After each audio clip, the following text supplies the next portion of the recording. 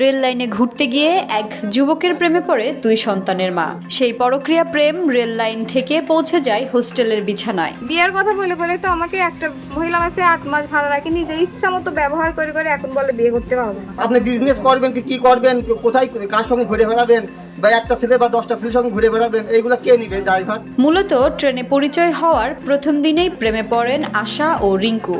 ফেসবুকে বন্ধুত্ব হয় সেদিনই। এরপর নিয়মিত চ্যাটিং ঘন হতে থাকে পরক্রিয়া প্রেমে। রিঙ্কুর সাথে পরিচয় আমার স্টেশনে, একই ট্রেনে আমি গেছিলাম।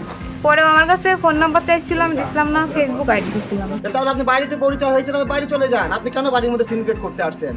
এছাড়া আমার কোনো এখানে সামাজিকতা আছে, আপনি কেন আসবেন এখানে? 13 বছর বয়সে প্রথম বিয়ে হয় আশার। স্বামীর সঙ্গে বনিবনা না হওয়ায় আলাদা থাকতেন আশা।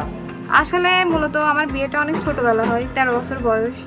আর তখন আমার হাজবেন্ড অনেক বয়স হচ্ছিল, আমি প্রথম থেকেই মানতে পারিনি। এই জন্য আমার আব্বু আম্মু আমার উপর খুব অত্যাচার করছে, আমার শ্বশুরও আমাকে মারছিল। আমাকে প্রতিশ্রুতি দিয়ে এতদিন ধরে রাখলো নিজের দায়িত্বে, খরচ খরচা সব দিয়ে। হঠাৎ এই শুক্রবারের আগের শুক্রবারে মেয়ে দেখতে গেছে, দেখতে যাওয়ার পর বাড়িতে আসলো, আসে আমাকে বললো আমি তোমাকে বিয়ে করতে পারবো না, আমার ফ্যামিলি মানবে না। এটা বলে তখন থেকে যোগাযোগও বন্ধ। তারপরে কোনো টাকা পয়সাও আর দেয় না, কিছু না। পরে আমি পরের দিন থানায় একটা অভিযোগ দিছিলাম। তো এর মতো হচ্ছে ওসি স্যার বললো যে তোমরা পারলে মেয়ের সাথে মীমাংসা করে নাও। রিঙ্কুর সঙ্গে প্রেমের পর তারই পরামর্শে মেসে গিয়ে ওঠেন বলে জানান এই নারী। তার দাবি সুযোগ পেলেই নিজের মেসে নিয়মিত মিলিত হতো প্রেমিকের সঙ্গে। আমার অত মনে নাই, অনেকবার হয়েছে, 15 দিন পর পরই। কোথায় নিয়ে যেত? ওই থানার মোড়ে হোটেল টুরিস্ট লজ, ওইখানে বড় বাজারে একটা কাকু আছে, ওর নাম আমিরুল, ওর বাসায় একদিন নিয়ে গেছিল রাত্রে।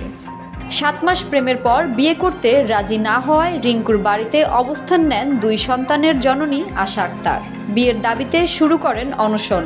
ছুরিটা নিয়ে গেলাম, হয় আমার দায়িত্বটা নেন, যখন বাড়িতে বের করে নিয়ে আইসেন, হয় দায়িত্ব না আমার মারি ফেলা দেন, আমার বাঁচান তো অন্তত, আত্মহত্যা তো আমি করবো না। কুষ্টিয়ার সদর উপজেলার হাটশহরীপুর ইউনিয়নের বোয়ালদাহ মোড় এলাকায় প্রেমিক মেহেদি হাসান রিঙ্কুর বাড়িতে এই অনশনে বসেন 2 সন্তানের জননী। এদিকে ওই নারীর অনশনের খবরে বাড়ি ছেড়ে পালিয়েছেন অভিযুক্ত প্রেমিক রিঙ্কু। আপনি আমাকে চেনেন?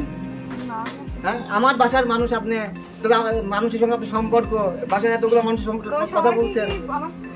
না না না, বিয়ের প্রলোভন দেখিয়ে একাধিকবার বিবাহ বহির্ভূত সম্পর্ক করেছে রিঙ্কু, এমন অভিযোগ তুলেছে ভুক্তভোগী নারী। রিঙ্কুর জন্য আগের স্বামীর সংসার ছেড়েছেন বলেও দাবি করেন তিনি।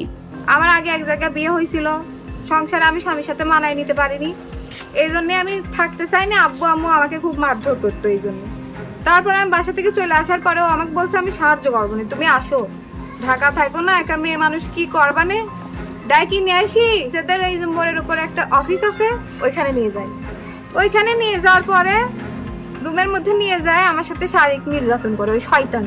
ভুক্তভোগী নারীর আগের সংসারে একটি মেয়ে ও একটি ছেলে সন্তান রয়েছে। স্বামীর সঙ্গে বিবাহ বিচ্ছেদের পর তিনি কুষ্টিয়া শহরে প্রেমিক রিঙ্কুর ঠিক করে দেওয়া একটি মেসে থাকতেন। তবে আশার স্থানীয় বাড়ি কুষ্টিয়ার কুমারখালী উপজেলার এলেঙ্গাপাড়ায়। এই যে আমাকে বাসা থেকে বের করে নিয়ে আসছে একা একা, আমার দায়িত্ব সবটাই ও নিছে। এখন বলে এত কিছু করছে তাও বিশ্বাস করছো না, এমন কেউ করে? কোনো ছেলে কেন করবে? বিয়ে করার জন্যই তো করে। এ ঘটনায় কুষ্টিয়া মডেল থানায় লিখিত অভিযোগ করেছেন বলে জানান ভুক্তভোগী নারী আশা আক্তার।